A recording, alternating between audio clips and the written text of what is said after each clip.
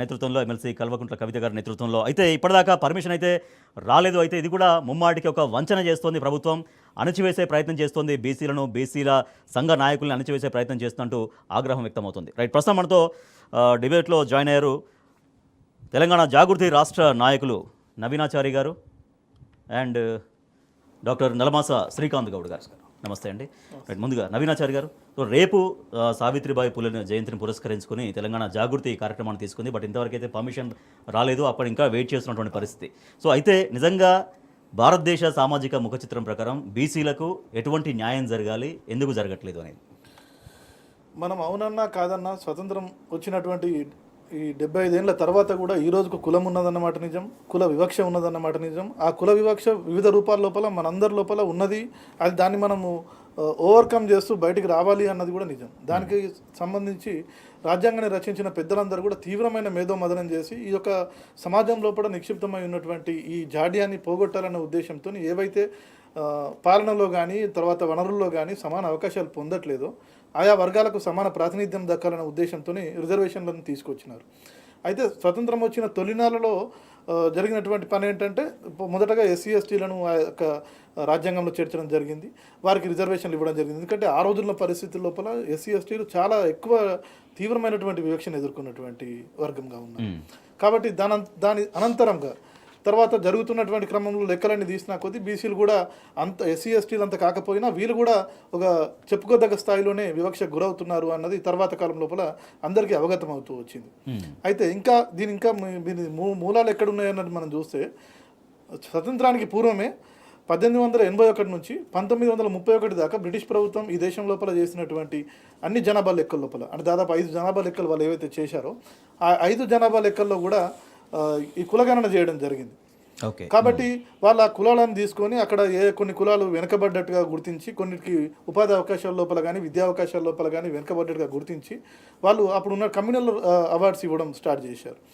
తర్వాత స్వతంత్రం వచ్చిన తర్వాత జరిగిన మార్పు ఏంటంటే ఇంతకుముందు మనం చెప్పుకున్నట్టు ఎస్సీ ఎస్టీలకు రాజ్యాంగబద్ధంగా రిజర్వేషన్లు దక్కినాయి, కానీ అప్పటి వరకు ఉన్నటువంటి మిగతా ఓబీసీ రిజర్వేషన్లు పోయినాయి. కాబట్టి తమిళనాడు ప్రాంతం లోపల పెరియార్ రామస్వామి నాయకర్ గారు మహానుభావుడు వారి నేతృత్వంలో చాలా పెద్ద ఎత్తున ఉద్యమాలు వచ్చినాయి. ఆ ఉద్యమాల ఫలితంగా అక్కడ మాకెందుకు ఇవ్వరు, మేము కూడా వెనుకబడి ఉన్నామని చెప్పి అక్కడ అప్పటి వరకు ఉన్న రిజర్వేషన్స్ పోయినాయి వాళ్ళవి. కాబట్టి వాళ్ళు పెద్ద ఎత్తున ఉద్యమాలు చేసినారు. ఆ ఉద్యమాల తర్వాత ఆర్టికల్ 15(4) అదేవిధంగా 16(4) ఈ రెండింటిని కూడా కేంద్ర ప్రభుత్వం చేర్చడం జరిగింది రాజ్యాంగం లోపల. రాజ్యాంగం లోపల చేర్చిన తర్వాత జరిగిన మార్పు ఏమిటంటే అక్కడ చేర్చిన తర్వాత కూడా వీరు ఏం చెప్పారు అంటే ఈ యొక్క రిజర్వేషన్లు ఎక్కడైతే అవసరం అనుకొని ఇవ్వాలి అన్నారో ఎస్సీ ఎస్టీల లాగా దాన్ని రాజ్యాంగంలో పెట్టకుండా ఎక్కడ అవసరమని రాష్ట్రాలు భావిస్తాయో ఇచ్చుకునే హక్కులు ఇచ్చినారు. అంటే ఆయా రాష్ట్రాలు మళ్ళీ సెపరేట్గా చట్టం చేసుకోమని చెప్పినారు. కాబట్టి దానిలో భాగంగా ఆ యొక్క రాష్ట్రాలు చేసుకోవడం జరిగింది. మన దగ్గర కూడా అంతకుముందు దాల్వా గారి కమిషన్ వచ్చింది, తర్వాత మురళీధర్ రావు గారి కమిషన్ వచ్చినాయి. దాంట్లో చాలా లోపాలు ఉండడం వల్ల అవి అంత సక్సెస్ఫుల్గా కాలేదు. 69 లోపల మనం చూసుకున్నట్టయితే అనంతరామన్ కమిషన్ వచ్చిన తర్వాత మన దగ్గర కూడా చాలా ఈ మార్పులు జరిగినాయి. 69 లోపల అనంతరామన్ కమిషన్ వస్తే 72 లోపల వాళ్ళు నివేదిక ఇచ్చినారు. 72 నుంచి ఇక్కడ ఈ ప్రాంతంలో కూడా మన రాష్ట్రంలో కూడా ఓబీసీ రిజర్వేషన్లు దక్కుతూ ఉన్నాయి. ఓకే, కమిషన్స్ గురించి డీటెయిల్గా మనం మాట్లాడదాం. రైట్, శ్రీకాంత్ గౌడ్ గారు, బీసీ సమాజం అనేది చాలా పెద్ద సమాజం రాష్ట్రంలో. అటువంటి వాళ్ళకి స్వయంగా ఇప్పుడు ముఖ్యమంత్రిగా ఉన్నటువంటి రేవంత్ రెడ్డి చెప్పారు, తర్వాత ఇప్పుడు పీసీసీ చీఫ్గా ఉన్నటువంటి మహేష్ కుమార్ గౌడ్ ఆయన కామారెడ్డిలో డిక్లరేషన్లో చెప్పినటువంటి స్టేట్మెంట్స్ ఉన్నాయి. 6 monthsలో మేము చేసేస్తాం అనేది. కానీ 1 year గడిచిపోయింది, తర్వాత సెకండ్ ఇయర్ కూడా స్టార్ట్ అయింది. ఇంతవరకు దాని గురించి అతిగతి లేదు.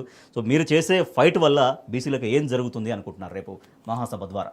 100% అండి. ఈరోజు శ్రీమతి కల్వకుంట్ల కవిత గారు ఎప్పుడైతే బీసీ సంబంధించినటువంటి నినాదాన్ని ఎత్తుకొని ఈ తెలంగాణ రాష్ట్రంలో ఉన్నటువంటి సబ్బండ బీసీ సంబంధించినటువంటి కులాలను ఉపకులాలను వారికి నాయకత్వాన్ని ఎప్పుడైతే వహిస్తుందని చెప్పేసి తెలిసినటువంటి ఈ యొక్క కాంగ్రెస్ అధిష్టానం రేవంత్ రెడ్డి గారు అయితేంది, మహేష్ కుమార్ గౌడ్ గారు అయితేంది, అదేవిధంగా ఆది శ్రీనివాస్ గారు అయితేంది, ఈ కాంగ్రెస్ నాయకులందరూ కూడా విషం చిమ్మడం మొదలుపెట్టిళ్ళు. ఈ తెలంగాణ సంబంధించినటువంటి సాంస్కృతిక విప్లవాన్ని నడిపించేసి తెలంగాణ బతుకమ్మను ఈరోజు విశ్వపీఠం పైన నిలబెట్టినటువంటి మా యొక్క అధినేత్రి శ్రీమతి కవిత గారు కొన్ని దశాబ్దాల కాలాలు విదేశాలతో కూడా ఈ యొక్క పూల ప్రశస్తిని తెలిసే విధంగా సంస్కృతిని కూడా పునర్జీవనాన్ని ఇచ్చినటువంటి విధంగా పునర్జీవనం ఇచ్చేటువంటి విధంగా ఆ రోజున పనిచేసారు. అట్లాంటి నాయకత్వ పటిమ కలిగినటువంటి కవిత గారు ఈరోజు బీసీలకు నాయకత్వం వహిస్తే కాంగ్రెస్కు ఈరోజు నొప్పిలేస్తుంది, కాంగ్రెస్కు ఈరోజు వెన్నులో వణుకు పుడుతుంది. ఎందుకు వెన్నులో వణుకు పుడుతుంది అని అంటే బీసీలకు ఏదైతే కామారెడ్డి డిక్లరేషన్ ఇచ్చిందో ఈ కామారెడ్డి డిక్లరేషన్లో ఇచ్చినటువంటి హామీలను అడుగుతున్నది గట్టిగా. ఈమె ప్రశ్నించే గలం, ఈమె ధిక్కార స్వరం, ఈమె ప్రజల వైపున ఉండి ఎప్పుడైతే ప్రశ్నిస్తుందో ఒక చైతన్యవంతమైనటువంటి సమాజాన్ని నిర్మాణం చేయగలుగుతుంది కవిత గారు. బతుకమ్మ అట్లాంటి స్ఫూర్తితోనే రగిలించింది. సీమాంధ్ర నాయకుల కొత్తాసులు పలికినటువంటి ఎవరైతే తెలంగాణలో ఉండబడేటువంటి నాయకులు ఉన్నారో వాళ్ళతోనూ కూడా బతుకమ్మ సంఘం తెలంగాణ తెస్తుంది అన్న రోజున కూడా చప్పట్ల సంగీతంతో బతుకమ్మ ఆడిచ్చినటువంటి నాయకత్వం శ్రీమతి కవిత గారిది. కాబట్టి ఈరోజు కాంగ్రెస్ పార్టీకి బీసీల పైన ఎప్పుడైతే కవిత గారు ఒక నినాదం తీసుకున్నారో దాన్ని ముందుకు తీసుకోబోతున్నారో, కామారెడ్డి డిక్లరేషన్ ఎప్పుడు అమలు చేస్తారు కాంగ్రెస్ పార్టీ, మీరు తక్షణమే అమలు చేయకపోతే స్థానిక సంస్థల ఎలక్షన్లకు పోలేరు, స్థానిక సంస్థల ఎలక్షన్లో బీసీలకు అన్యాయం జరుగుతుంది, బహుజన బిడ్డలకు అన్యాయం జరుగుతుంది అని చెప్పేసి ఎప్పుడైతే మా అధ్యక్షురాలు గలమెత్తిల్లో అప్పటికే కాంగ్రెస్ వెన్నులో వణుకు పుట్టింది. అందులో భాగంగానే ఇలా అవాకులు చెవాకులు మాట్లాడుతున్నారు. ఇలా మహేష్ కుమార్ గౌడ్ మాట్లాడుతూ ఏం మాట్లాడుతున్నారు మహేష్ కుమార్ గౌడ్ గారు? ఆయన ఇచ్చినటువంటి 420 హామీలు ఏవైతే కామారెడ్డి డిక్లరేషన్లు ఇచ్చిందో వాటిని ప్రశ్నిస్తారు. మేము అదే అడుగుతున్నాం కదా. సాంకేతికంగా ఇబ్బందులు ఉన్నాయా ప్రభుత్వానికి? ఎందుకు బీసీల డిక్లరేషన్ పైన ఎందుకు మీనమేషాలు లెక్కిస్తుంది? ఏమైనా ఇబ్బందులు ఉన్నాయా ప్రభుత్వానికి? తప్పకుండా ఇబ్బందులు అన్నట్టు నేను అనేది ఏంటంటే కామారెడ్డి వాంటెడ్లీ కాలయాపన ఈ రోజు రైతు బంధు సంబంధించినటువంటి విషయంలో రైతులు ఎవరైతే ఉన్నారో టెక్నికల్ సంబంధించినటువంటి అన్ని ఆధారాలు ఉన్నాయి ఇలా ప్రభుత్వం దగ్గర. ఎంతమంది రైతులకు మనం రైతు బంధు ఇచ్చినాం అనేటువంటి ఆధారాలు ఉన్నాయి. అయినా కానీ ఈ రోజు డిక్లరేషన్ ఇవ్వమని చెప్పేసి అడుగుతున్నారు కదా ఈ ప్రభుత్వము. అదేవిధంగా ఈ కాలయాపన చేయడంలో భాగంగానే ఈ రోజు ఈ యొక్క బీసీ సంబంధించినటువంటి సమగ్ర సర్వే అని చెప్పేసి ఈ కుల సర్వే నడుస్తుంది. ఈ కుల సర్వేలో కూడా ఎక్కడ కూడా ఒక చిత్తశుద్ధితోని ఎక్కడ కూడా సర్వే అనేటువంటి నిర్వహణ జరగలే. ఈ యొక్క సర్వేకు ఎక్కడ కూడా ఒక కాలపరిమితి అనేటువంటి ఏదైతే చట్టబద్ధత కల్పించాలి, ఇలా చట్టబద్ధత కల్పించకుండా ఈరోజు సర్వే చేస్తే ఆ సర్వే ఎందుకు పనికొస్తుంది? ఎలా తమిళనాడులో కూడా ఈ రిజర్వేషన్ల ప్రక్రియ ఉన్నప్పుడు కూడా 69% రిజర్వేషన్లు అమలు చేసినటువంటి ఘనత ఆ రోజు జయలలిత గారికి ఉంది కదా. కూటమిలో ఉండి వాళ్ళతో కొట్లాడి సాధించింది కదా. ఆ పద్ధతిలో పోవాల్సిన పరిస్థితి పోయి ఈరోజు ఏదైతే బీసీ డెడికేషన్ కమిషన్ ఉందో ఈ బీసీ డెడికేషన్ కమిషన్ కూడా ఇలా కాలపరిమితి అనేటువంటిది లేదు. ఎక్కడైతే కాలం చెల్లిన బిల్డింగ్లలో అతనికి కూర్చోబెట్టి ఈ రోజున ఆయన తీసుకొచ్చి ఆయన కాలపరిమితి అనేటువంటిది కూడా సరిగా లేకుండా ఇలా వాటిని పెంచకుండా ఇలా ఒక చట్టబద్ధత లేకుండా నడుస్తూ ఉంది. Right, okay. నవీనాచార్య ఇందాక కమిషన్స్ గురించి చెప్తున్నారు. సో ఇన్ని కమిషన్స్ ఉన్నా కూడా మరి బీసీలకు తగిన న్యాయం అనేది ఎందుకు ఈ రోజు దాకా జరగలేదు? జరగబోవడానికి గల కారణాలు ఏంటి? సింపుల్ విషయం అండి. ఇప్పుడు మనం చూసుకున్నట్టయితే కాకా కలేకర్ కమిషన్ 1953లో తయారైంది. దాని యొక్క తీర్పు ఏదైతే వాళ్ళు ఇచ్చిన కమిటీ నివేదిక ఉంటుందో అప్పటి తొలి ప్రధాని జవహర్లాల్ నెహ్రూ ఆయన ఇచ్చిన తీర్పుకు ఆయనతోనే డిసెంట్ రాయించిండు, అసమ్మతి రాయించిండు కమిషన్ చైర్మన్తో. కమిషన్ చైర్మన్ వీళ్ళకు రిజర్వేషన్స్ అవసరమని ఒక నోటుతో చెప్తూనే ఈ తీర్పు పట్ల నాకు విభేదాలు ఉన్నాయని మా ఆయన ఒపీనియన్ రాయించాడు. అధికారంలో ఉన్నవారు కాకుండా ఈ కమిషన్ల తీర్పులు ఎట్లా వస్తాయో మనందరికి తెలుసు. అంటే కొర్రీగా అంతే దాన్ని పక్కకు పెట్టేశాడు. అంటే ఈ సమాజం చీలిపోతుంది. సమాజం వెనుకబడ్డాన్ని పైకి చేస్తే ఎట్లా చీలిపోతుంది? సమాజాన్ని సమానత్వం లేని ఐక్యత ఎప్పటికైనా కూడా ఒక మోసం, ఒక బూటక విధానం. కాబట్టి దాన్ని ఓవర్కమ్ చేయకుండా మనం చేసేటటువంటి ఏదైనా కూడా పై మెరుగులు అవుతుంది తప్ప సమాజం యొక్క దీని అభ్యున్నతికి ఉపయోగపడదు అన్నది మనం అర్థం చేసుకోవాల్సినటువంటి సమస్య. అదేవిధంగా 51లో కాలేడు కమిషన్ వచ్చింది. దాని తర్వాత మండల్ కమిషన్ వచ్చింది. మీ అందరికీ తెలుసు. మండల్ కమిషన్ వచ్చిన తర్వాత 10 ఏళ్ల పాటు ఆ తీర్పును బయటకు రాకుండా ఉంచారు. మొరార్జీ దేశాయ్ గారు ప్రధానమంత్రిగా ఉన్నప్పుడు మండల్ కమిషన్ వేయడం జరిగింది. ఆ తర్వాత ఇందిరాగాంధీ గారు దాన్ని పక్కన పెట్టేశారు కంప్లీట్గా. మళ్ళీ వీపీ సింగ్ గారు వచ్చిన తర్వాత మండల్ కమిషన్ తీర్పు అది వాళ్ళ నివేదిక బయటకు రావడము. అప్పుడు బీసీలకు తొలిసారి బీసీలకు రిజర్వేషన్ ఇమ్మని ఉంది. బీసీలకు రిజర్వేషన్లు 27% ఇమ్మని చెప్పి దాంట్లో క్లియర్గా ఉంది.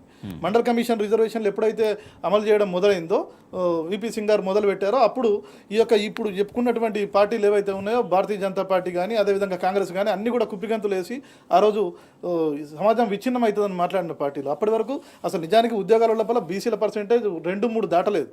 కానీ దుర్మార్గంగా ఇప్పుడు ఈ పార్టీలన్నీ కూడా అప్పుడు ఒక డబుల్ స్టాండర్డ్స్తో ఉన్నాయి ఆ రోజు.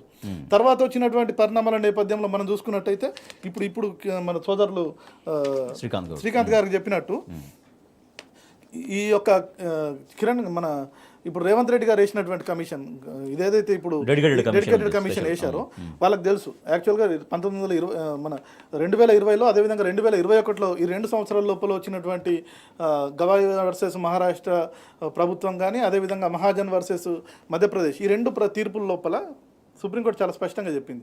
ట్రిపుల్ టెస్ట్ ఉంటేనే రిజర్వేషన్లు ఇవ్వాలి అని. ట్రిపుల్ టెస్ట్ అంటే ఏంది? ఒకటి డెడికేటెడ్ కమిషన్ ఉండాలి, ఇంకోటి కులగణన చేసి వారి యొక్క వెనుకబాటును గుర్తించాలి, మూడోది ఇవన్నీ కూడా 50% లోపు ఉండాలి. ఈ మూడు ఓకే అయితేనే మీరు ఇవ్వాలి అని ఉంది. ఇవ్వాలి ఉన్నప్పుడు డెడికేటెడ్ కమిషన్ అంత స్పష్టంగా ఉన్నప్పుడు అది అందరికీ తెలుసు, బీసీ సంఘాలకు తెలుసు, కుల సంఘాలకు తెలుసు, ప్రభుత్వంలో పెద్దలందరికీ తెలుసు, లా డిపార్ట్మెంట్ కూడా వారికి ఉంటుంది కాబట్టి వారికి అవగాహన ఉంది. అయినప్పటికీ వీళ్ళు చేసిన కుట్ర ఏమిటంటే డెడికేటెడ్ కమిషన్ వేయకుండా రెగ్యులర్ బీసీ కమిషన్కే ఈ పనప్ప చెప్పారు. కోర్టు మొట్టికాయలు వేసింది రేవంత్ రెడ్డి ప్రభుత్వానికి.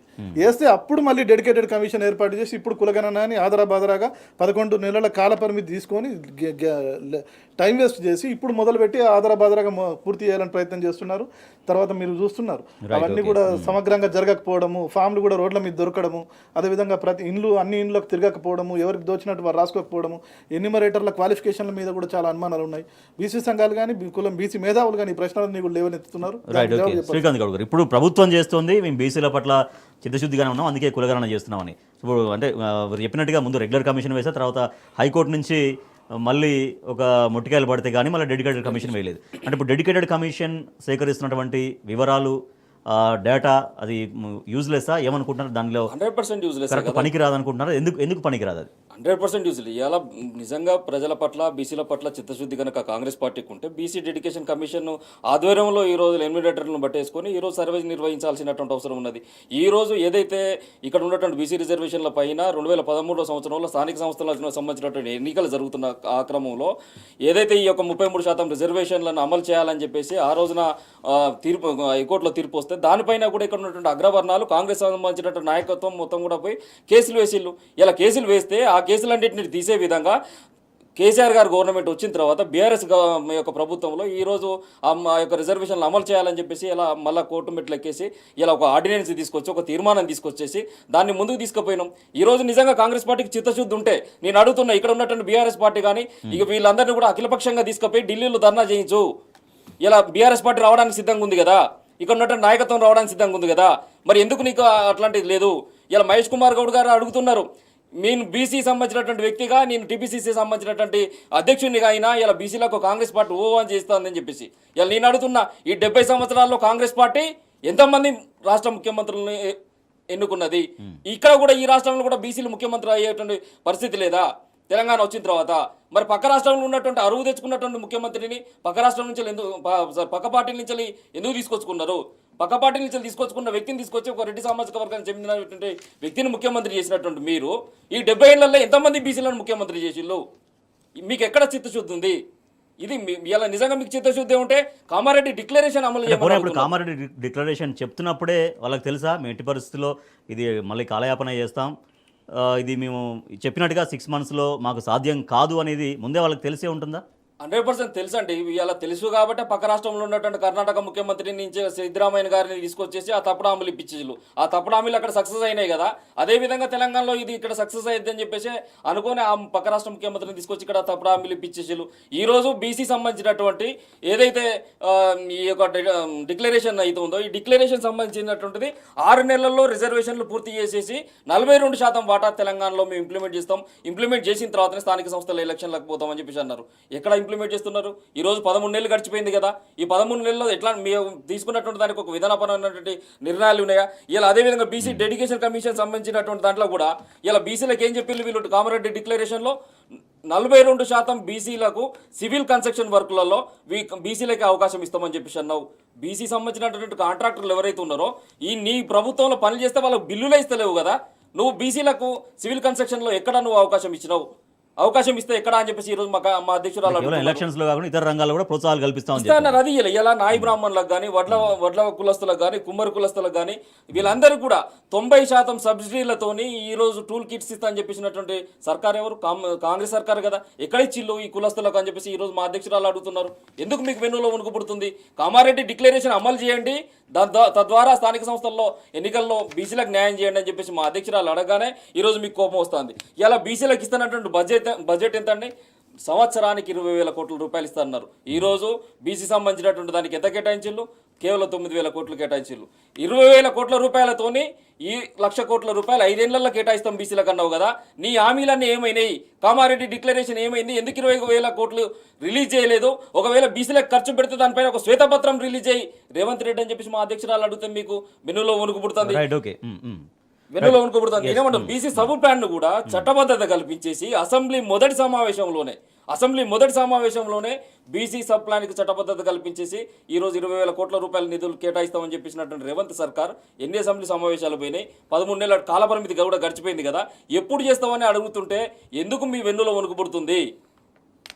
Right, okay. నవీనాచారి గారు, సో ఇంకా కూడా అంటే ఇంకా మోసం చేసుకుంటూనే వెళ్ళడం కాంగ్రెస్ ప్రభుత్వం నైజంగానే కనిపిస్తోందా, లేదంటే బీసీలపైన ఇప్పుడు డెడికేటెడ్ కమిషన్ తోటి ఏదో కులగణన చేసే ప్రయత్నం సాగుతుంది, సో దాన్ని ఇప్పుడు ఎట్లాగో ఇప్పుడు ఇంప్లిమెంట్ చేసేది లేదు, మేము తర్వాత చేస్తాం, ముందైతే స్థానిక సంస్థల ఎన్నికలకైతే వెళ్తామని మళ్ళీ ఒక మాయమాటలు చెప్పే ప్రయత్నం అనేది సాగుతున్నట్టుగా చూడాలా? ఒక గత అనుభవాల నేపథ్యంలో కాంగ్రెస్ పార్టీ చాలా దుర్మార్గమైన పార్టీ అండి. ఎందుకంటే మనం గతంలో కమిషన్లు చూసుకున్నట్టయితే ఎస్సీ ఎస్టీలకు వీళ్ళు రిజర్వేషన్లు ఇచ్చినప్పుడు బీసీలకు కూడా వారి వెనుకబాటు దృష్ట్యా, ఎస్సీ ఎస్టీలు అంతా వెనుకబాటుగా కాకపోయినా ఎస్సీ ఎస్టీ సోదరులు నిజంగా కూడా చాలా దుర్భరమైనటువంటి పరిస్థితుల నుంచి వచ్చినారు. వాళ్ళకి ఎక్కువ రిజర్వేషన్ దక్కాల్సిందే, అది న్యాయం కూడా. బీసీలు కూడా అదే కోరుకుంటారు. కానీ బీసీలకు కూడా కొంత వెనుకబాటు ఏదైతే ఉన్నదో ప్రపోర్షనేట్గా వీరికి కూడా వీరి సంఖ్యాపరంగా వీరికి ప్రాతినిధ్యం దక్కాలి. కాబట్టి ఈ రిజర్వేషన్ ఇచ్చే అవకాశం ఉన్నా కూడా దాన్ని రాజ్యాంగంలో అప్పుడు ఉన్నటువంటి ప్రభుత్వం చేర్చలేదు. తర్వాత చేర్చే అవకాశం వచ్చినా చేర్చలేదు. తర్వాత ఎప్పుడైతే వారికి ఈ మండల్ కమిషన్ వచ్చిందో, మండల్ కమిషన్ వచ్చిన తర్వాత మాత్రమే వాళ్ళు బీసీలకు రిజర్వేషన్లు ఇచ్చినారు. అప్పటిదాకా దాదాపు అది మండల్ కమిషన్ వచ్చినటువంటి 1990 లోపల, అంటే 79 లోపల మండల్ కమిషన్ వేశారు. 10 ఏళ్ళు దాన్ని కోల్డ్ స్టోరేజ్లో పెట్టినారు. అంటే 90 వరకు, స్వతంత్రం వచ్చిన 47 నుంచి 90 దాకా వీళ్ళకు బీసీలకు ఎట్లాంటి రిజర్వేషన్లు అటు కేంద్రంలో దక్కలేదు, ఇటు రాష్ట్రంలో దక్కలేదు. కేంద్రంలో కూడా వీళ్ళు పెట్టిన తర్వాత కూడా పెట్టే అవకాశం ఉన్నా కూడా అంతకుముందు కూడా వీళ్ళు రాష్ట్రాలకు అధికారం ఇచ్చినారు తప్ప రాజ్యాంగంలో చేర్చలేదు. ఇంకొక విషయం మనం గుర్తించాల్సింది, ఇక్కడ ఈ రాష్ట్రంలో జరిగినటువంటి ఒక దుర్మార్గమైనటువంటి పరిస్థితి 2012లో Nimmaka Jayaraju versus state of Andhra Pradesh లోపల ఇక్కడ ఒక వ్యక్తి కోర్టుకు వెళ్ళినాడు. కోర్టుకు వెళ్ళి ఏం చెప్పిందంటే ఇక్కడ 50% రిజర్వేషన్ దాటుతున్నాయి బీసీ రిజర్వేషన్లు ఇవ్వడం వల్ల అని. వెళ్ళిన ప్రతిసారి కూడా కోర్టు ఏం చెప్తుంది, 50% రిజర్వేషన్ దాటొద్దు, ఎందుకంటే అంతకుముందే రాజ్యాంగం లోపల ఉంది కాబట్టి వాళ్ళు చెప్తూ ఉన్నారు, అంతకుముందు కోర్టు రూలింగ్స్ ఉన్నాయి కాబట్టి. చెప్పినప్పుడు 2013 లోపల దాన్ని సుప్రీంకోర్టుకు తీసుకెళ్లి సమర్థవంతంగా కొట్లాడాల్సినటువంటి ఇక్కడి ముఖ్యమంత్రి, అప్పటి ముఖ్యమంత్రి కిరణ్ కుమార్ రెడ్డి గారు పేలవమైనటువంటి ఒక అసమర్థ ప్రభుత్వంగా నిలిచి ఆయన కోర్టు లోపల పోయి కాంప్రమైజ్ అయ్యి, నేను ఈ ఒక్కసారికి పర్మిషన్ ఇవ్వండి, నెక్స్ట్ టైంకు నేను పెట్టను, నేను రిజర్వేషన్లు 50 లోపలే పెట్టుకుంటాను, తక్కువనే పెట్టుకుంటానని చెప్పి ఆయన కాంప్రమైజ్ అయ్యి వచ్చినాడు. 2013 లోపల ఆయన అఫిడవిట్ రాసిచ్చి మరి ఇక్కడ వచ్చి ఎలక్షన్ పెట్టుకున్నాడు. ఎలక్షన్ పెట్టుకున్న తర్వాత మళ్ళీ 2017 లోపల కేసీఆర్ గారు 61.19 అంటే మిగతా women reservation, SC reservation, ST రిజర్వేషన్తో పాటుగా బీసీలకు రిజర్వేషన్ ఇస్తూ 61.19 రిజర్వేషన్ ఇస్తూ మొత్తం రిజర్వేషన్ పెంచుతూ నూతన పంచాయతీరాజ్ చట్టాన్ని వారు తీసుకోవడం జరిగింది. తీసుకున్న తర్వాత మీకు తెలుసు 50% దాటితే కోర్టులు కొట్టేస్తాయి. అయితే అంతకుముందే తమిళనాడు విషయంలో జరిగినటువంటి అక్కడ అనుభవాన్ని మనం గుర్తు చేసుకోవాలి. తమిళనాడు లోపల రాజకీయాలకు అతీతంగా అన్ని పార్టీలు కలిసి మా ఇక్కడ ఉన్నటువంటి వెనకబాటు దృష్ట్యా ఇక్కడ వర్గాలకు ఇంత రిజర్వేషన్ అవసరమే, ఇది ఖచ్చితంగా 50 దాటుతున్నది కాబట్టి షెడ్యూల్ 9లో చేర్చాలని చెప్పి అందరికందరూ ఢిల్లీ పోయి కూర్చున్నారు. మొత్తం అన్ని పార్టీలు పోయినాయి. అప్పటి ముఖ్యమంత్రి జయలలిత ఆధ్వర్యంలో అఖిలపక్షం పోయి ఢిల్లీలో ధర్నాలు చేసింది కాబట్టి వాళ్ళది షెడ్యూల్ 9లో చేర్చారు. తెలంగాణలో కూడా అట్లా చేర్చమని చెప్పి ఈ యొక్క 61.19 ఏదైతే పర్సెంటేజ్ ఉందో అది నూతన పంచాయతీరాజ్ చట్టం చేసి దాన్ని షెడ్యూల్ 9లో చేర్చమని చెప్పి కేసీఆర్ గారు ఢిల్లీకి అఫిడవిట్ పంపడం జరిగింది. పంపితే అది ఇప్పుడు సెంట్రల్ గవర్నమెంట్ వాళ్ళ దగ్గర పెట్టుకున్నారు. పెట్టుకున్న తర్వాత వీళ్ళు ఇక్కడ ఉండగానే దాన్ని షెడ్యూల్ 9 లోపల పెట్టమని చెప్తే అది అట్లా కోర్టులో అది సెంట్రల్ గవర్నమెంట్ పెండింగ్ ఉన్నప్పుడే ఇంకొందరు కోర్టుకు వెళ్ళారు. కోర్టుకు వెళ్ళినప్పుడు ఈ స్వప్నారెడ్డి తర్వాత గోపాల్ రెడ్డి అనే 2 వ్యక్తులు వెళ్ళినారు. వీళ్ళు ఎవరు అంటే కాంగ్రెస్ పార్టీ సర్పంచులు అప్పుడు కోర్టుకు వెళ్ళి బీసీల రిజర్వేషన్లు 50 దాటుతున్నాయి, మొత్తం బీసీ కాదు మొత్తంగా కలిపి దాటుతున్నాయి కాబట్టి బీసీ రిజర్వేషన్లు రద్దు చేయాలని చెప్పి వాళ్ళు కోర్టుకు వెళ్ళడం జరిగింది. అప్పటి వరకు 50% దాటొద్దు అని ఇంకా షెడ్యూల్ 9లో చేర్చలేదు కాబట్టి కోర్టు దాన్ని కొట్టేసిన తర్వాత గత్యంతరం లేని పరిస్థితుల్లో లోపల కేసీఆర్ గారు దాన్ని ఏం చేద్దామని ఆలోచిస్తున్న క్రమంలోనే మరో వ్యక్తి కోర్టుకు వెళ్ళారు, హైకోర్టులో ఏం చెప్పింది, హైకోర్టు 100 రోజుల లోపల స్థానిక సంస్థల ఎన్నికలు పెట్టాలి అని చెప్పింది. ఒక దిక్కేమో 100 రోజుల లోపల ఎన్నికలు పెట్టాల్సిన పరిస్థితి, ఇంకో దిక్కేమో 50% దాటి ఇచ్చే పరిస్థితి లేదు. కాబట్టి కాబట్టి కేసీఆర్ గారు గత్యంతరం లేని పరిస్థితులలో తక్కువ పర్సెంటేజ్లోనే ఇచ్చి అప్పుడు ఎన్నికలకు పోవాల్సి వచ్చింది. అంటే ఇప్పుడు ఈ రోజు మనం ఎదుర్కొంటున్నటువంటి పరిస్థితులకు పూర్తిగా కాంగ్రెస్ ప్రభుత్వమే కారణం. వీళ్ళ చరిత్రనే అట్లా ఉన్నది. రైట్, ఓకే శ్రీకాంత్ గౌడ్ గారు. సో ఇది ఇప్పుడు కాంగ్రెస్ పార్టీ చేసినటువంటి కాలయాపన అందామా, మోసం అందామా, ఏ విధంగా కానీ వాళ్ళు ప్రజలు ఎట్లా గమనిస్తున్నారు అంటే కామారెడ్డిలో ఇచ్చినటువంటి డిక్లరేషన్ హామీలు ఇంప్లిమెంట్ కాకపోవడం, అట్లీస్ట్ దాన్ని ఎస్ మేము చేయలేకపోయాం, ఇగో పలానా టైం కల్లా మేము చేసేస్తాం అని ఇప్పుడైనా మళ్ళీ వాళ్ళు చెప్పే ప్రయత్నం కూడా చేయకపోవడం, ఇదంతా కూడా ప్రజలు ఎట్లా గమనిస్తూ ఉన్నారు బీసీ వర్గాలందరూ కూడా? తెలంగాణలో ఉన్నటువంటి ప్రజలంతా కూడా ఇక్కడ సామాజిక ఉద్యమాలను, చారిత్రక ఉద్యమాలను నిర్మించినటువంటి వ్యక్తులు. సమ్మక్క సారక్క రాణి రుద్రమాదేవి యొక్క పౌరుషం, దాశరథి కృష్ణమాచార్యుల యొక్క తెగింపు, ఇవన్నీ ఉన్నటువంటి వ్యక్తులు ప్రశ్నించే గలాలు, ధిక్కార స్వరాలు ఈ తెలంగాణ రాష్ట్రానికి ఉన్నారు. నేనేమంటున్నానంటే ఏదైతే కాంగ్రెస్ చేసినటువంటి ప్రాపగండా గత ఎలక్షన్లో ఏదైతే జరిగిందో దాన్ని ఈరోజు నమ్మి బుల్తా పడ్డారు. ఇలా అదే బీసీ డిక్లరేషన్ విషయంలో కూడా మా బీసీలకు ఏమైనా చేయకపోతాడా అనేటువంటి దాంతో ఇలా బుల్తా పడ్డారు. బుల్తా పడి 52% ఉన్నటువంటి బీసీ ఓట్ బ్యాంకును ఈరోజు కాంగ్రెస్ పార్టీ ఈ మోసపూరితమైనటువంటి 420 హామీల్లో బీసీ డిక్లరేషన్ రూపంలో ఇచ్చి ఈరోజు సక్సెస్ అయింది. నేనేమంటున్నా, ఇలా మహేష్ కుమార్ గౌడ్ గారు అడుగుతున్నారు, మీ నాయన ఏం చేసిండు బీసీలకు అని చెప్పేసి, నువ్వు ఎందుకు ధర్నా చేస్తున్నావు ఇందిరా పార్క్ వేదికగా అని చెప్పేసి ఈరోజు మా అధ్యక్షురాలను తను ప్రశ్నిస్తాడు. ఇలా కేసీఆర్ గారు బీసీలకు సంబంధించినటువంటి మంత్రిత్వ శాఖ లేనప్పుడే మీ బీసీ మంత్రిత్వ శాఖ కోసం కొట్లాడినటువంటి వ్యక్తి కాదా? ఈరోజు ఇక్కడ ఉన్నటువంటి యాదవ సోదరులకు, కుర్మ సోదరులకు సుమారు 12,000 కోట్ల రూపాయల సంబంధించిన నిధులు కేటాయించి గొర్రెల పంపిణీ ద్వారా ఆర్థిక స్వావలంబన చేసినటువంటి వ్యక్తి కేసీఆర్ గారు కాదా? మహేష్ గౌడ్ గారు మీరు ఒకసారి గుర్తించారు. ఈరోజు ముదిరా సంబంధించినటువంటి సోదరులు కావచ్చు, అదేవిధంగా గంగాపుత్రులే కావచ్చు, ఉచిత చేపల పంపిణీ ద్వారా చేప పిల్లల పంపిణీ ద్వారా ఒక నీలి విప్లవాన్ని సృష్టించినటువంటి వ్యక్తి కేసీఆర్ గారు కదా. ఆ మహానుభావుడు కాకుండా ఎవరిశీలు? ఇలా బీసీలకు విదేశీ విద్య అనేటువంటిది అందం ద్రాక్షలాగా ఉన్నది. ఇలా కాయకష్టం చేసుకుంటే తప్పితే ఈరోజు మన పిల్లల్ని చదివించుకునేటువంటి పరిస్థితులలో ఇలా బీసీ గురుకులాలను తీసుకొచ్చిండు, 100ల సంఖ్యలో ఉన్నటువంటి గురుకులాలను తీసుకొచ్చిండు.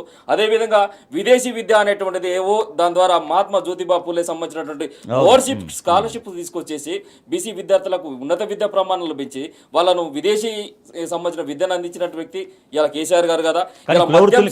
కులవృత్తుల్ని ప్రోత్సహించిన దాని పట్ల కూడా అనేక విమర్శలు చేశారు. అంటే కులవృత్తుల్ని మీరు వాళ్ళకే ఆ పనికే పరిమితం చేపిస్తారా అని రకరకాల విమర్శలు చేశారు. ఈ రోజు కళ్ళు సంబంధించినటువంటి ఏవైతే కళ్ళు సంబంధించిన కంపౌండ్స్ ఉన్నాయో కంపౌండ్స్ ను గతంలో కూడా కల్తీ కళ్ళు అని చెప్పేసి రకరకాలుగా ఈ గౌడ్ సామాజిక వర్గం పైన దాడులు జరిగినప్పుడు వాటిని బంద్ అయిన తర్వాత గౌడ్స్కు ఏదైతే వాళ్ళ జీవనభృతి కోసము కేసీఆర్ గారు ఒకరోజు ఈదులను తాటి చెట్లను ఈత చెట్లను చెరువులో పక్కన కట్టల పక్కన ఇరువైపులా నాటిస్తూనే వాళ్ళకు ఎక్స్చేంజ్ సుంకాన్ని తగ్గిస్తూనే మధ్య సంబంధించినటువంటి సిండికేట్లలో అగ్రవర్ణ సంబంధించినటువంటి వ్యక్తులు, డబ్బు ఉన్నటువంటి వ్యక్తులు వాళ్ళు తీసుకుపోతున్నారు. వీళ్ళకు కళ్ళు అనేటువంటిది వీళ్ళకు జీవనాధారం అని చెప్పేసి గౌడ్స్కి ఈరోజు 15% రిజర్వేషన్లు కల్పించి ఈరోజు మద్యం సిండికేట్లు ఇప్పించినటువంటి వ్యక్తి కేసీఆర్ గారు కదా. ఇలా నేను అడుగుతున్నా, అదే సంబంధించినటువంటి నాయి బ్రాహ్మణులే కావచ్చు, మేర కులస్తులే దర్జీలు కావచ్చు, మిషన్ కుట్టాలంటే ఇలా విద్యుత్ కావాలి, నాయి బ్రాహ్మణులకు కరెంటు కావాల్సిన పరిస్థితి, రజకులకు ఇస్త్రీ చేసుకుందామంటే ఈరోజు కరెంటు విద్యుత్ కావాలి. ఇలా ఆ కులాలు ఈ యొక్క ఉచిత విద్యుత్ ఇవ్వడం ద్వారా వాళ్ళకి ఆ భారం పడదని చెప్పేసి ఈ రోజు వాళ్ళకు ఉచిత విద్యుత్ ఇచ్చింది కేసీఆర్ గారు కదా. Right, okay right. నవీన్ గారు, అంటే వారు చెప్పినటువంటి అంశాలన్నీ కూడా అనుభవించినటువంటి ప్రజలు, అనుభవించినటువంటి వర్గాలకు ఎట్లా గుర్తున్నాయి? నిజంగా బీఆర్ఎస్ ప్రభుత్వంలో మేము ఈ రకంగా ప్రోత్సహించబడ్డాం, మాకు ఈ రకంగా జీవనోపాధి పెరిగింది అంటే ఎవరైతే ఆ వృత్తి కులాల మీద ఆధారపడ్డారో వాళ్ళు ఎట్లా బెనిఫిట్ అయిన విధానం అనేది ప్రజలు ఎట్లా గుర్తు చేసుకుంటున్నారు ఇవాళ లోపల తెలంగాణ రావడానికి ముందున్న తెలంగాణ గ్రామాలు కానీ ఇప్పుడున్న తెలంగాణ గ్రామాలు కానీ ఎంత మార్పు చెందినాయో ప్రతి ఒక్కరికి తెలుసు. కాబట్టి 10 ఏళ్ల పరిపాలన కేసీఆర్ గారు ఏదైతే ఉందో గ్రామాలు ఆర్థిక పరిపుష్టంగా తయారైనాయి. పల్లెల లోపల కూడా, గ్రామ ప్రాంతాల లోపల కూడా పంట పొలాల ధరలు ఏ రకంగా పెరిగినాయో తెలుసు. ఎందుకు పెరిగింది అంటే అంత కల్టివేబుల్ ల్యాండ్ వచ్చింది, దానికి ఇరిగేషన్ వచ్చింది, ఇక్కడ నీళ్లు వచ్చినాయి. అదేవిధంగా కుల వృత్తులను కూడా మనం కాపాడుకోవడం జరిగింది. పల్లె కానీ, పల్లె చుట్టూ ఉన్న చెరువు కానీ, పంట పొలాలు కానీ, గ్రామీణ వ్యవస్థ ఏదైతే ఉందో పాడి పంటలు కానీ, అదే గొర్రెలు కానీ, ఊరంటే ఏంది ఇవే కదా. ఇవన్నిటిని ప్రతి వర్గాన్ని ఆయన కాపాడుకున్నాడు. ఇవాళ బీసీలను చూస్తుంటే బీసీ లోపల దాదాపు 70% సామాజిక వర్గాలు కేసీఆర్ గారితో, అదేవిధంగా తెలంగాణ రాష్ట్ర సమితి ప్రభుత్వంతో లబ్ధి పొందినాయి. ఎంత లబ్ధి పొందినాయంటే తీవ్రమైన లబ్ధి పొందినాయి. ఆ రోజు కన్నుగుట్టి వీళ్ళు మాట్లాడిన మాటలు ఏంటంటే ఒక యాదవుడు గొర్రెలే కాసుకోవాలా, లేకపోతే ఒక గౌడు కల్లే గీసుకోవాలా అని మాట్లాడారు. వీళ్ళ దుర్మార్గం ఎక్కడుందంటే వీళ్ళ మెదడులో ఉంది. అదేదో తక్కువ పని అయినట్టు, అది చేయకూడదు అన్నట్టు మాట్లాడినారు. కులవృత్తి అనేది స్వాభిమానానికి గుర్తు. కులవృత్తి అనేది ఇప్పుడు మటన్ అనేది ప్రపంచంలో ఎక్కడ లేదా, ఇక్కడ మాత్రమే ఉందా? గొర్రెల పెంపకం ప్రపంచంలో ఎక్కడ లేదా, ఇక్కడ మాత్రమే ఉందా? ప్రపంచంలో ఎక్కడో ప్రతి చోట ఎవరో ఒకరు చేస్తూనే ఉన్నారు కదా. ఈ వర్గాలు ఏవైతే ఉన్నాయో వాళ్ళను ఆ ఆర్థిక పరిపుష్టంగా తయారు చేయడంలో తప్పేముంది? పోనీ ఇప్పుడు కాంగ్రెస్ ప్రభుత్వం వచ్చింది, మరి వీళ్ళందరినీ ఎమ్మెల్యేలు, ఎంపీలు, కలెక్టర్లు చేస్తారా? మీ దగ్గర ఉన్నటువంటి విధానాలు ఏందో చెప్పాలి. అంతే కదా. మీరు కులవృత్తులను వాళ్ళ ఆర్థికంగా కాపాడమన్నది వివక్షను పెంచడం కాదు. వివక్ష పోయేందుకు కేసీఆర్ గారు మిగతా వర్గాలతో సమానంగా వాళ్ళ ఆదాయాన్ని పెంచే ప్రయత్నం చేశారు. అది స్వాభిమాన సంకేతం. రైట్. సో అంటే ఇప్పుడు రేపటి మహాసభకు అనేక బీసీ సంఘాలు సపోర్ట్ చేస్తున్నాయి. సో రెగ్యులర్గా కవిత గారు వాళ్ళతో మీటింగ్ అవుతున్నారు. అంటే వారి ఆలోచన విధానం ఎట్లా ఉంటుంది? బీసీ సామాజిక వర్గాలను అప్లిఫ్ట్ చేయాలి, రాజకీయాల్లో కానీ లేకపోతే ఆర్థికంగా కానీ స్థితిగతుల విషయంలో కానీ అప్లిఫ్ట్ చేయాలనేది వారి కవిత గారి ఆలోచన విధానం అనేది ఎట్లా ఉంటుంది? వాళ్ళతో ఎట్లాంటి షేరింగ్ జరుగుతుంది? మొదటి నుంచి కూడా తెలంగాణ జాగృతి ఏర్పడ్డటువంటి సంవత్సరం నుంచి కూడా ఈ నెలలో తెలంగాణ ప్రజలందరూ కూడా చూస్తున్నారు. కేవలం ఒక పక్షాన తెలంగాణ రాష్ట్రం కోసం కొట్లాడుతూనే తెలంగాణ పునర్నిర్మాణం కోసం కూడా ఏకకాలంలో కొట్లాడినటువంటి సంస్థ తెలంగాణ జాగృతి. కవిత గారి నాయకత్వం లోపల అటు దళితుల సూర్యుడైనటువంటి అది భారత రాజ్యాంగ రచయిత అయినటువంటి బాబాసాహెబ్ అంబేద్కర్ విగ్రహాన్ని అసెంబ్లీలో పెట్టాలని చెప్పి తీవ్రమైనటువంటి ఉద్యమాలు చేసినాం. చివరికి 48 గంటల కవిత గారి నిరాహార దీక్ష తర్వాత తదనంగా అసెంబ్లీ ముట్టడి పిలిపించిన తర్వాత మాత్రమే వారి విగ్రహాన్ని ఉమ్మడి ఆంధ్రప్రదేశ్లోనే వారు కవిత గారి నాయకత్వంలో తెలంగాణ జాగృతి సాధించుకున్నది. ఉమ్మడి ఆంధ్రప్రదేశ్లోనే అసెంబ్లీలో బాబాసాహెబ్ విగ్రహాన్ని మనం ఏర్పాటు చేసుకోవడం జరిగింది. అదేవిధంగా మహిళల వెనుకబాటును దృష్టిలో ఉంచుకొని మహిళలకు కూడా రిజర్వేషన్లు అవసరమని చెప్పి ఢిల్లీ వేదికగా కొట్లాడినాం. 16 పార్టీలను తీసుకొచ్చి వారి యొక్క మద్దతు లేఖలను సంపాదించి మనం అక్కడ కేంద్ర ప్రభుత్వానికి పంపడం జరిగింది. కేంద్ర ప్రభుత్వం మీద ఒత్తిడి పెంచే కార్యక్రమాలు తీసుకోవడం జరిగింది. అదేవిధంగా దాంట్లో కూడా మళ్ళీ ఓబీసీ సబ్ కోటా అడిగినాం.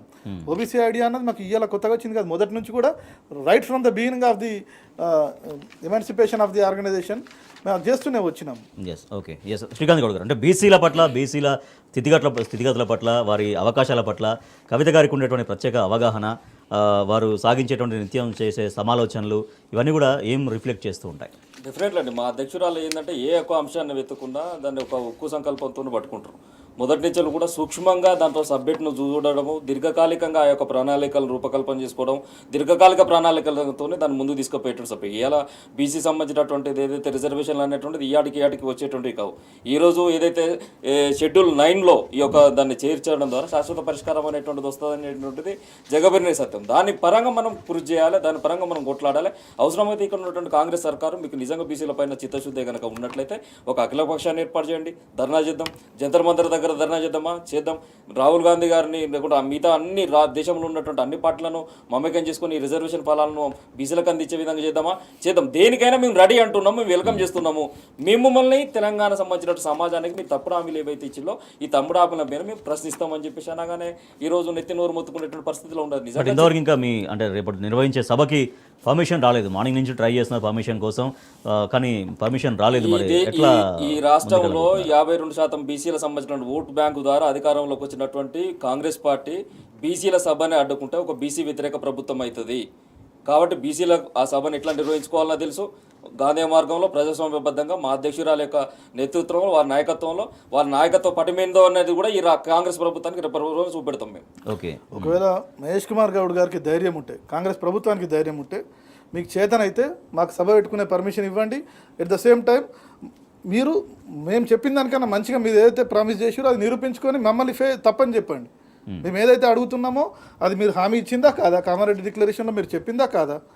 కొత్తగా మేమేమో అడగట్లేదు కదా. 42% రిజర్వేషన్ ఇస్తామని మీరు చెప్పినారు.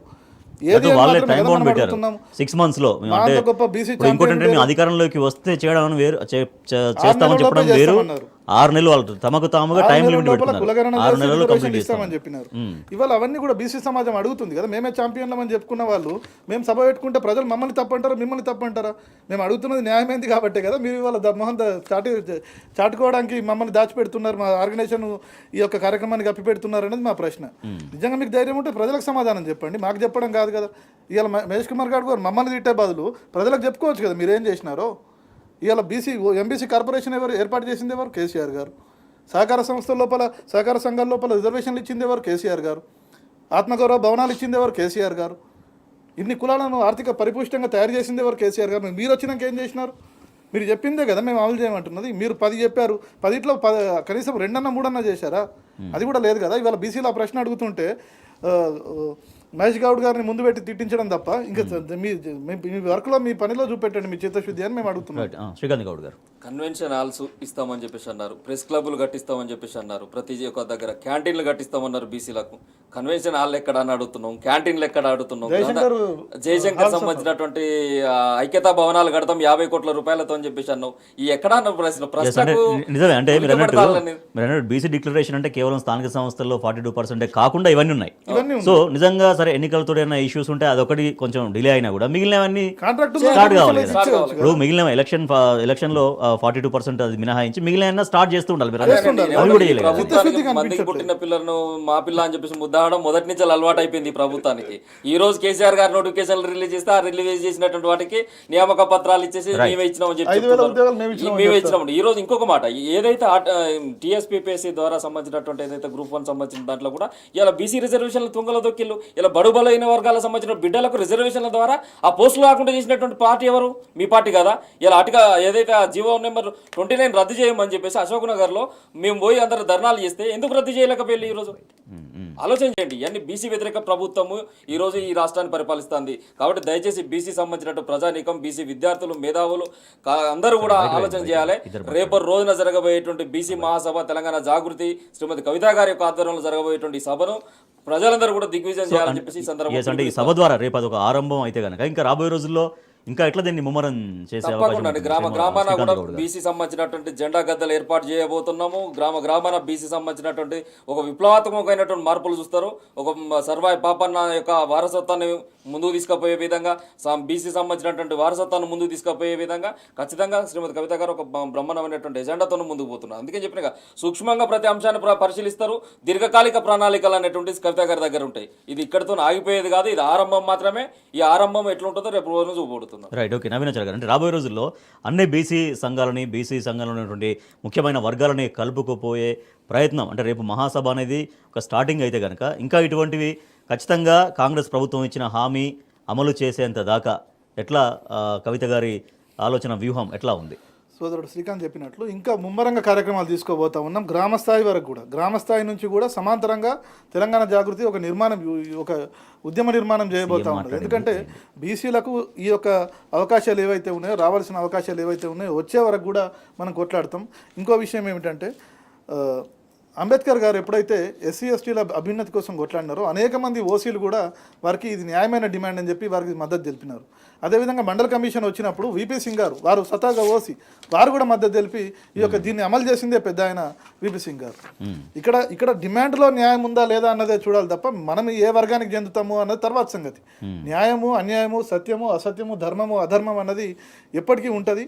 ధర్మం వైపే అందరు నిలబడాలని కూడా మనస్ఫూర్తిగా ప్రతి ఒక్కరిని కోరుతా ఉన్నాం. సో రేపు ఇంకా పర్మిషన్ అనేది ఇంకా రాకపోతే ఎట్లా ఉంటుంది? ఒకవేళ నిజంగా రేపు సభ అనేది డెఫినెట్గా పెట్టి తీద్దామని చెప్తున్నారు. సో పర్మిషన్ అయితే ఇంకా రాలేదు. మరి పర్మిషన్ ఇవ్వడానికి ప్రభుత్వానికి ఉన్నటువంటి ఇబ్బందులు ఏంటి అనేది? పర్మిషన్ ఇవ్వడానికి ఇబ్బందులు ఏం లేవు, వాళ్ళ దగ్గర జవాబులు లేవు అన్నది మాత్రమే మనం అర్థం చేసుకోవాలా. ఖచ్చితంగా రేపు వీళ్ళు పర్మిషన్ ఇవ్వకపోయినా కూడా మేము రాత్రి వరకు, ఇవాళ నైట్ వరకు మేము ఏం చేస్తాము అన్నది మా యొక్క ఫర్దర్ యాక్షన్ కూడా ఇవాళ డిసైడ్ చేస్తాము. Right from the inception of the organisation ఈ యొక్క బడుగు బలహీన వర్గాల అభ్యున్నతి కోసం ఏమైతే కట్టుబడి ఉన్నామో అది ఇక ముందు కూడా కొనసాగుతుంది. ఇవాళ రాత్రి వరకు కవిత గారి నేతృత్వంలో రేపటి మా యాక్షన్ ప్లాన్ సిద్ధం చేసుకుంటా ఉన్నాం. వాళ్ళు ఉందాగా పర్మిషన్ ఇస్తే సరి, లేదంటే ఏం చేయాలన్నది ఈ రాత్రి వరకు మేము తెలియజేస్తాం. Right, okay. శ్రీకాంత్ గౌడ్ గారు, అంటే బీసీల అభ్యున్నతి కోసం నిజంగా ప్రభుత్వంగా చేయాల్సింది ఏంటి? ఇప్పుడు 42% అనేది స్థానిక సంస్థల్లో అయితే సరే, ఇప్పుడు ఒకవేళ కనుక ఇవి 42% రిజర్వేషన్ అమలు చేయకుండానే స్థానిక సంస్థలకు వెళ్ళేటువంటి జరిగితే గనక ఏంటి?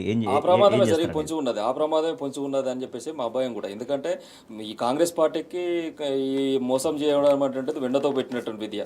ఇది ఈ రోజు జరిగినటువంటి మోసం కాదు కదా. ఇది 1954 సంవత్సరంలో నుంచి నవీనాచార్య గారు ఇంతసేపు చెప్పినట్టుగా ఆ కలర్ కోడ్ సంబంధించినటువంటి కమిషన్ ఎప్పుడైతే ఆదేశంలో అప్పటి నుంచే మోసం చేస్తున్నారు. పిపి సింగ్ గారు ప్రధానమంత్రిగా ఉన్నప్పుడే రాజీవ్ గాంధీ గారు ఈ బీసీ సంబంధించినటువంటి ఏవైతే నియమాలు ఉన్నాయో వాటిని వ్యతిరేకించినటువంటి వ్యక్తి కాంగ్రెస్ పార్టీ. మొదటి నుంచే బీసీలను మోసం చేస్తున్నటువంటి పార్టీ కాబట్టి స్థానిక సంస్థలలో బీసీల యొక్క రిజర్వేషన్ల అమలు ప్రక్రియ అనేటువంటిది ఖచ్చితంగా చేయాలి. కామారెడ్డి డిక్లరేషన్ అమలు చేయాలి. ఇది ప్రజలలో కనుక ఈ విధంగా పోతే బీసీలు మోసగించబడతారనే మా బాధ, మా భయం కూడా. సో అన్ని డిక్లరేషన్లని కేవలం కాలయాపన కోసం, ఎన్నికల ఎత్తుగడ కోసం మాత్రమే కాంగ్రెస్ నాయకులుగా ఇప్పుడు ప్రభుత్వంగా కూడా కేవలం ప్రజలను తప్పుదోవ పట్టించేందుకే ఎన్నికల్లో లబ్ధి పొందేందుకనే చాలా క్లియర్గా తెలుస్తుంది.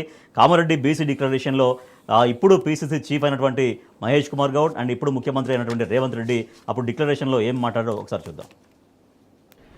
బీసీల యొక్క రిజర్వేషన్ని జరగబోయే జనగణన ఆధారంగా దానికి సరిపడ విధంగా రిజర్వేషన్ని పొడిగించి మేము ప్రభుత్వంలోకి వచ్చిన 6 మాసాల్లోపే దీన్ని తీర్చి ఇచ్చి తీరుతామన్నమాట చెప్తా ఉన్నాం. బీసీ రిజర్వేషన్ లోకల్ బాడీస్ ఏదైతుందో ఇవాళ 23% రిజర్వేషన్ని 42%కి పెంచడానికి కాంగ్రెస్ పార్టీ నిర్ణయం తీసుకుంది. ఇవాళ డిక్లేర్ చేసిన బీసీ డిక్లరేషన్, ఈ డిక్లరేషన్ అమలు జరగాలంటే కాంగ్రెస్ పార్టీ గెలవాలి. ఇవాళ డిక్లేర్ చేసిన బీసీ డిక్లరేషన్, ఈ డిక్లరేషన్ అమలు జరగాలంటే కాంగ్రెస్ పార్టీ గెలవాలి. బీసీలో సో అది కామారెడ్డి బీసీ డిక్లరేషన్లో ఇప్పుడు PCC chief Mahesh Kumar Goud and ఇప్పుడు ముఖ్యమంత్రి రేవంత్ రెడ్డి చాలా బహిరంగంగా చాలా నమ్మకంగా ప్రకటించినటువంటి మాటలు, కానీ ఆచరణలో మాత్రమే విశూన్యం.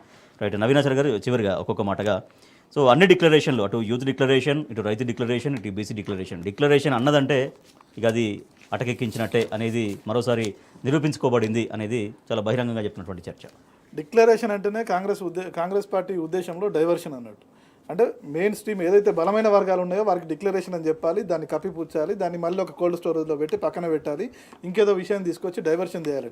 మేము డెడికేటెడ్ కమిషన్కు ఇంత సమగ్రమైనటువంటి అధ్యయనం తెలంగాణ ప్రాంతం లోపల చాలా పట్టణాల లోపల రౌండ్ టేబుల్ మీట్లు పెట్టి కవిత గారి నాయకత్వం లోపల సేకరించినటువంటి దీన్ని మేము బుక్గా తయారు చేసి డెడికేటెడ్ కమిషన్కి ఇచ్చినాం. దీంట్లో అనేక సూచనలు మేము చేసినాం. వాటన్నిటిని కూడా చేసి బీసీలకు న్యాయం చేయమని మేము కోరుతా ఉన్నాం. కేవలం ఏంటంటే సిఫారసులు తీసుకోవడం పక్కన పెట్టడమేనా ఏమన్నా రిజల్ట్ కనిపిస్తున్నది? సో డిక్లరేషన్ల విషయంలో డిక్లరేషన్ చెప్పారంటే ఇంకా డిక్లరేషన్ చేయమన్నట్టేనా యూత్ కానీ రైతు కానీ ఇప్పుడు బీసీ కానీ? 100% కంక్లూడింగ్ చెప్పండి. 100% అన్న. ఎందుకంటే ఈ రాష్ట్రంలో మొట్టమొదటిసారిగా రిజర్వేషన్ ఫలాలు అనేటువంటి అందనప్పుడు కూడా స్థానిక సంస్థల్లో, మున్సిపాలిటీల్లో, గ్రామ పంచాయతీల్లో అవి పక్కకు పెడితే ఓన్లీ ఏదైతే మార్కెట్ కమిటీ చైర్మన్లు ఉన్నారో ఈ మార్కెట్ కమిటీ చైర్మన్లలో కూడా 33% రిజర్వేషన్లు అమలు చేసింది కేసీఆర్ గారు. ఆ పద్ధతిలో దాన్ని తీసుకుపోయారు. వీళ్ళు కేవలం ప్రజలు నయవంచన చేయడం కోసం మాత్రమే ఈ యొక్క పద్ధతిని శ్రీకారం చుట్టిల్లు. ఇది రేపు రోజున బీసీలకు కన్విప్ అయ్యే విధంగా రేపు రోజున ఎండగట్టబోతుంది తెలంగాణ జాగృతి. అడిగా రేపు తెలంగాణ జాగృతి బీసీలు తలపెట్టినటువంటి బహుజన గర్జన బీసీ మహాసభ పైన ప్రభుత్వం ఉక్కుపాదం మోపే విధంగా అణిచివేసే ప్రయత్నం చేస్తుందంటూ తీవ్రంగా ఆగ్రహ వ్యాఖ్యలు వ్యక్తమవుతున్నాయి. అయితే రేపు ఉదయం 11 గంటలకు ఇందిరా పార్క్ వద్ద ఎట్టి పరిస్థితుల్లో మేము బీసీ మహాసభ నిర్వహించి తీరుతామంటూ తెలంగాణ జాగృతి ధీమాగా చెబుతోంది. రైట్, బీసీలకు న్యాయం జరిగేంత వరకు, కాంగ్రెస్ ప్రభుత్వం ఇచ్చినటువంటి మాట నిలబెట్టుకునేంత వరకు, స్థానిక సంస్థల్లో 42% రిజర్వేషన్ అమలు అయ్యేంత వరకు ఖచ్చితంగా బీసీలతో ఐక్యంగా ముందుకు సాగుతాం ఎమ్మెల్సీ కవిత గారి నేతృత్వంలో అంటూ స్పష్టం చేస్తున్నారు తెలంగాణ జాగృతి నాయకులు. Thank you so much doctor Nalamasa Srikanth Goud గారు. Thank you so much Naveenachari గారు. రైట్, చూస్తున్నాం టీ న్యూస్.